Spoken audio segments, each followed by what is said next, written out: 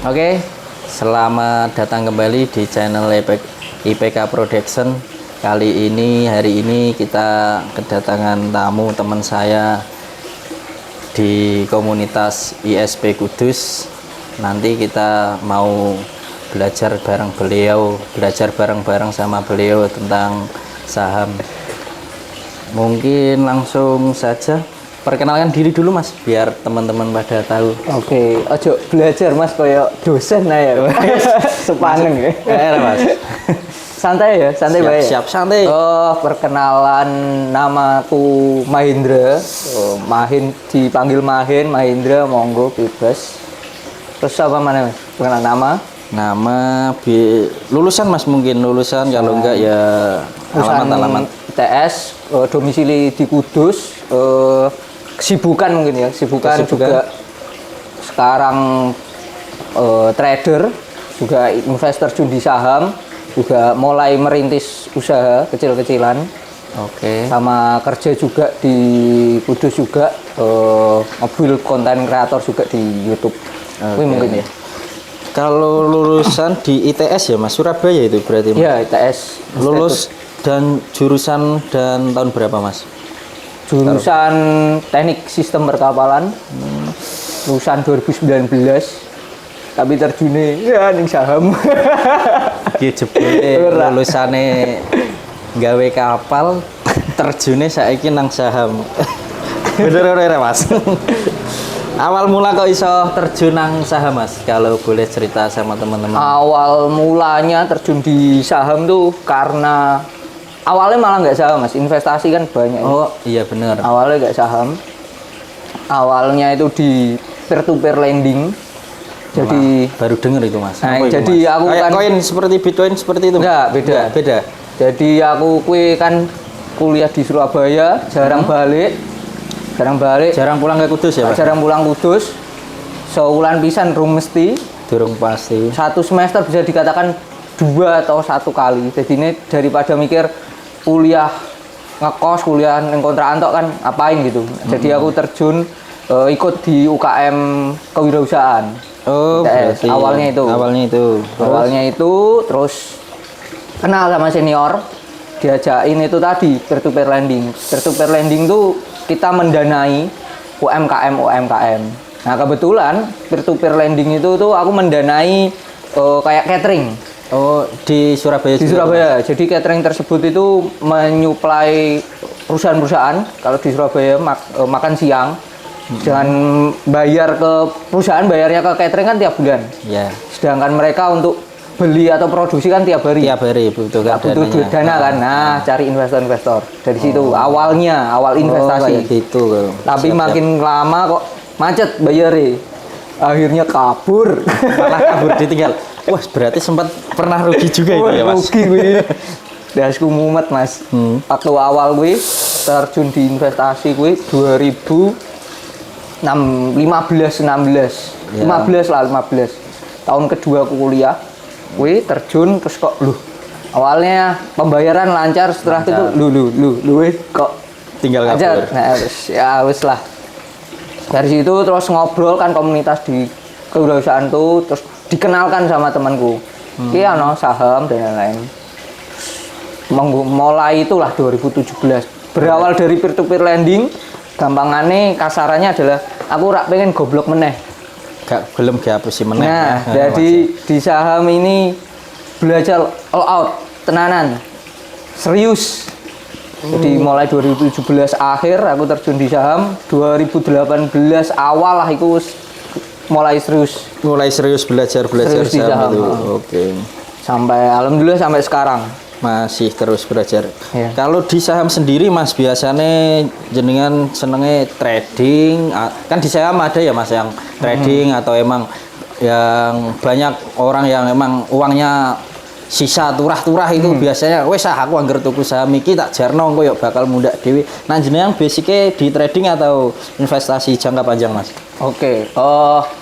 Kalau awal ditanyain gitu pasti pengennya adalah invest awal terjun pasti banyak wah invest ini, tapi jenenge anak muda ya. Saya 6 aku. gairah pengen cuan cepat itu Cepet itu besar, muncul, masih muncul. menggebu-gebu ya Mas. Nah, jadi awal terjun di saham pengennya invest, tapi kok nggak munggah-munggah, harga sahamnya nggak naik-naik, sahamnya nggak untung-untung. Wah, lihat temen banyak yang cuannya cepat nih, dalam hitungan 2 menit, 3 menit, 5%, 3% dapat, terbawa ke situ.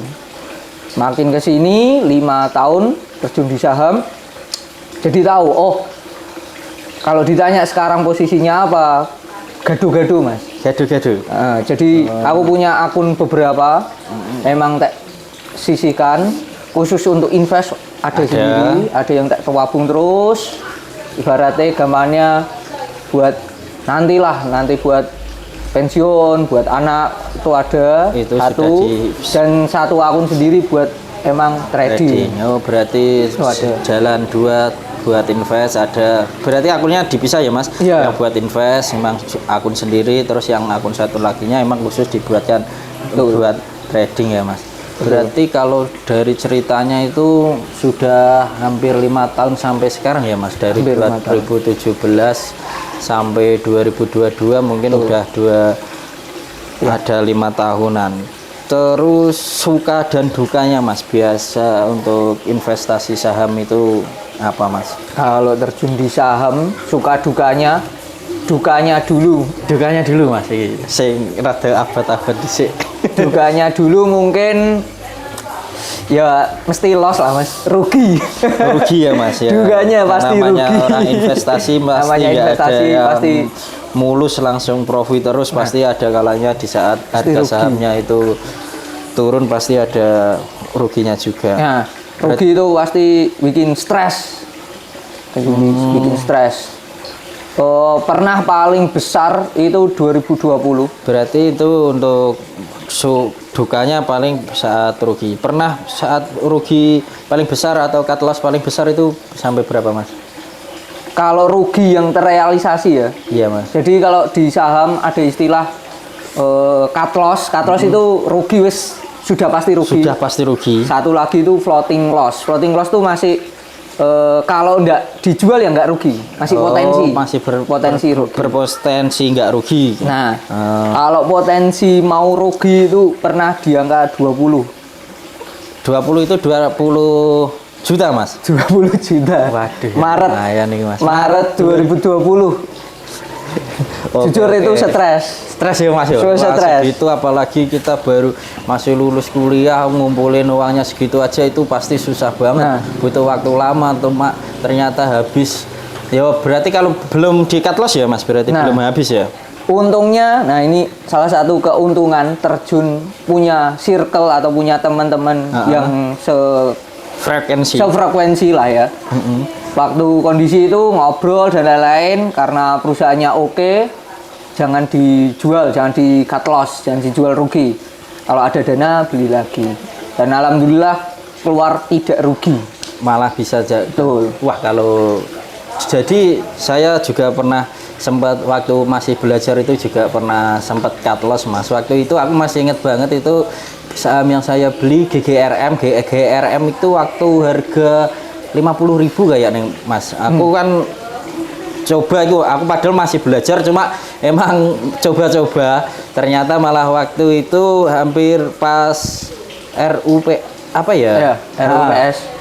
Ternyata aku mikirnya pengen dapat dividen dari GGRM. Ternyata waktu GGRM saya beli itu sudah sebelum RUPS ya Mas ya. RUPS itu ternyata dari pihak perusahaan waktu itu tidak membagikan dividen. Wah, harganya langsung anjlok Mas, padahal aku belinya waktu itu tinggi Mas. Aku langsung cut loss hampir ada 5 jutaan ada Mas. Aku pertama latihan belajar saham malah langsung rugi segitu Mas. Aku aduh, habis itu langsung main invest aman aja Mas.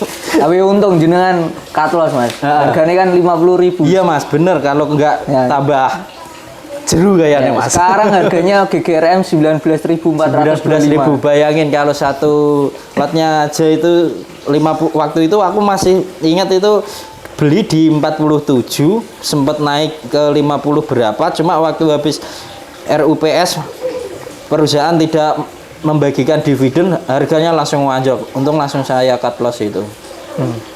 Kalau sekarang 19.000 berarti kan tambah, kalau di terus-terusin tambah jeru ya Mas. Iya, ya? tambah jeru.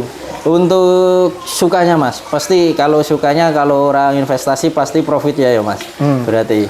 Berarti sukanya profit. Pernah nggak profit paling besar itu berapa Mas? Oke. Dalam mungkin kalau di saham biasanya ngitung profitnya setiap transaksi apa bisa per bulanan, atau mungkin Mas Mahendra ada, aku tak buat data aja per bulan aku bisa profit berapa, atau per minggunya seperti itu, atau kalau Mas Mahendra bagaimana Mas itu Mas? Oke. Tadi belum ya kan, yang loss yang belum terrealisasikan hampir 20. Kalau yang sudah sampai terrealisasi di angka 4 juta. 4 jutaan ya Mas, 4 jutaan, paling besar lah. Paling besar itu. Nah, kalau untung paling besar itu dari 2020 itu hampir minus 20. Tapi di 2020 karena setelah harga sahamnya pada anjlok, aku berani beli saham baru. Nah, itu juga dapat cuan lumayan besar di situ. Dapat 12. 12 itu 12 dalam juta. jangka berapa hari atau berapa minggu, berapa bulan Mas? 1,5 bulan. 1,5 bulan. 12, dapat 12 itu paling besar selama sejauh ini terjun di saham. Saham. Oke, berarti kasarnya kalau tadi rugi 4 juta, yang paling besar aja udah segitu, pasti sudah profit banyak lah sampai sekarang gitu. Nah, kalau kondisinya ya alhamdulillah. Alhamdulillah. Mas. Nah, kalau ditanya per bulan bisa berapa, terus aku nggak bisa jamin. Cuman kalau kondisinya itu tiap tahun beda-beda, Mas. Beda-beda. Oh. Kalau tahun ini agak bisa dikatakan 50-50. 50-50. 50%. Jadi aku cuman tiap bulan tuh pernah untung 4 juta, tapi loss di angka 3 juta ya pernah dalam satu bulan. Dalam satu bulan. Jadi kondisinya di 2022 ini bisa dikatakan gak jelas lah. Jadi banyak minus dan banyak untungnya. Jadi bisa dikatakan ya impas lah. Imbas, oke. Tuh, cuman kalau di persentase ya paling tiap bulan harusnya 2-3% tuh dapat. Kalau main aman. Main aman ya Mas.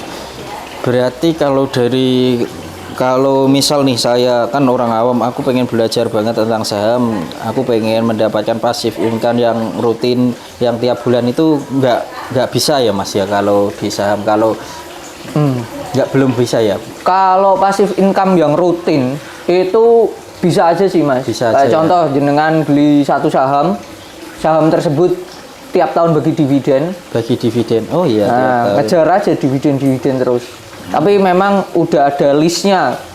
Dan kita beli jauh-jauh hari memang. Misal Januari yang bagi dividen perusahaan apa seperti itu, ntar Februari perusahaan apa seperti itu, bisa ya Mas berarti ya kayak. Bisa. Cuman kondisinya kalau kayak GGRM tadi posisinya jenengan itu memang bisa dikatakan anomali atau di luar dari kebiasaan. Ah iya. Itu Ya bikin pusing tuh ya, seperti itu itu bikin ya Mas. pusing. Bikin pusing.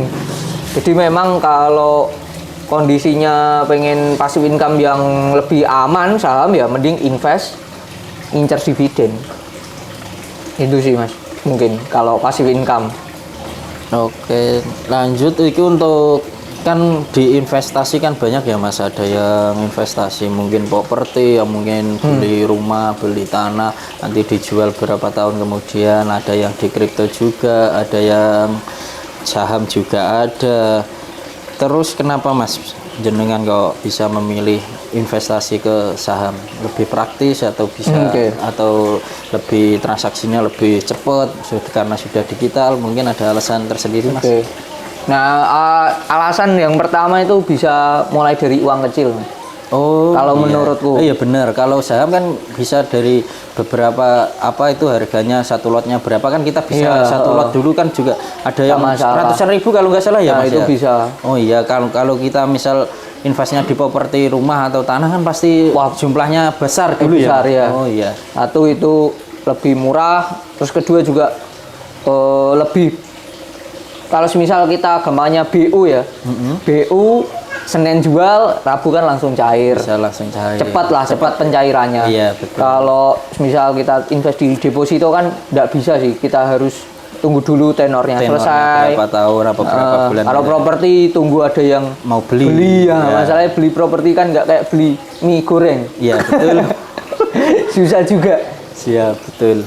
Mungkin itu sih 2 alasan itu. Cuman kalau yang alasan paling itu ya belajar tentang bisnis, Mas. Aku kan seneng belajar tentang bisnis, terjun di saham, jadi kan belajar gimana perusahaan ini memanajemennya dan lain-lain. Nah, itu seneng aku. Salah beberapa alasannya. Siap. Alasan. Tapi paling enak ya 2 ya, alasan utama itu bisa mulai dari uang kecil sama mudah dicairkan sih. Terus nyambung kalau misal kebanyakan kalau kita mau coba investasi saham itu harus orang ekonomi atau enggak sih, Mas? Kayaknya kalau dari Mas Mahendra tadi enggak ya? Ekonomi, cuma ya emang harus belajar.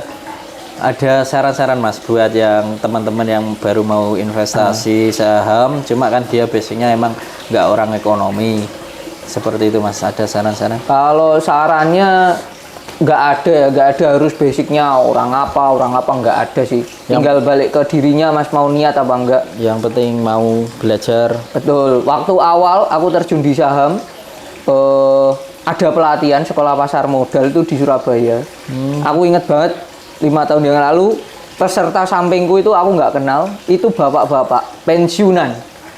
Dari situ aku udah mikir, wih, ini aja bapak-bapak usianya bisa dikatakan di atas jauh dari saya pribadi, tapi beliau masih mau belajar. Nah, itu kan berarti niatnya tinggi. Meskipun saya kondisinya sekarang nggak tahu ya, beliau masih terjun di saham apa enggak. Tapi dari awal itu kan kayak, wah, niat awalnya beliau ada. Apalagi kita yang masih muda ya, terutama ya kalau basicnya nggak ekonomi pun belum tentu nyun sewu ya, belum tentu juga berkecimpung di saham. Jadi nggak ada alasan sih kalau mau niat ya. Bisa ya, Mas? Gas saya, Mas. Siap. Itu sih. Lanjut. Kalau pendapat Mas Mahendra sendiri, kan banyak sekarang lagi banyak isu-isu tentang resesi ya, Mas, untuk 2023 nanti. Kedepannya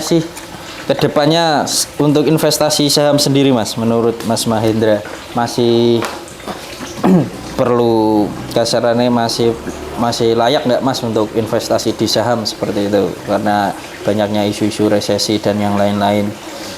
Oke, kalau kondisinya seperti ya ditanya untuk long term ya, jangka panjang masih bagus lah untuk saham. Panjang dalam artian di atas 5 tahun tetap bagus. Terus meskipun nantinya ya berdoa semoga nggak terjadi resesi bahkan krisis lainnya lah. Ya. Kalau terjadi pun itu ada peluangnya, Mas. Peluangnya kan harganya rendah.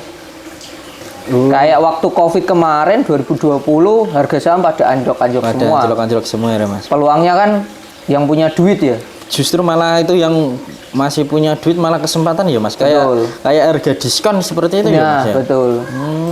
Jadi ditunggu-tunggu dan itu tidak datang setiap tahun. Setiap tahun ya, Mas. Tapi kalau ditanya apakah 2023 semisal terjadi resesi crash atau enggak lah, nggak tahu ya. Cuman kalau ditanya sahamnya apakah seanjlok waktu 2020, saya ngatakan tidak sih. Tidak akan sedalam 2020. 2020 ya, Mas. Oke. Jadi turunnya masih batas oke-oke aja sih. Itu sih. Siap. Untuk pertanyaan berikutnya ini, tip dan triknya, Mas, untuk misal nih aku orang awam, aku nggak tahu apa itu saham, apa itu aku ekonomi wae juga nggak paham. Mungkin buat teman-teman yang baru mau pemula, wah, aku setelah melihat dari tadi percakapan Mas Hendra seperti itu, aku kok pengen nih belajar saham. Langkah-langkah apa aja sih, Mas, yang mungkin pertama dari teman-teman yang harus dilakukan kalau ingin terjun ke dunia saham atau investasi di saham itu? Mungkin dari pertama bisa belajar dulu, atau kalau enggak ikut-ikut komunitas atau yang lainnya, atau bahkan yang pertama mungkin bisa buka sekuritas dulu. Ada saran juga sekuritasnya yang bagus apa seperti itu Mas? Coba Mas Mahendra coba. Kalau saran apa yang bisa dikatakan langkah awal lah ya terjun di saham. Kalau aku mending langsung bikin pertama. Berarti kalau saran pertama langsung bikin sekuritasnya dulu ya Mas. Bikin akun di sekuritas. Kalau sekuritasnya sendiri Mas bebas itu Mas. Atau ada saran Mas yang bagus atau misal ini loh bagusan ini. Kalau yang menurut saya untuk pemula dan itu ada 3 ya menurutku. Ada Indo Premier, Stockbit, sama satu lagi mungkin Mirai.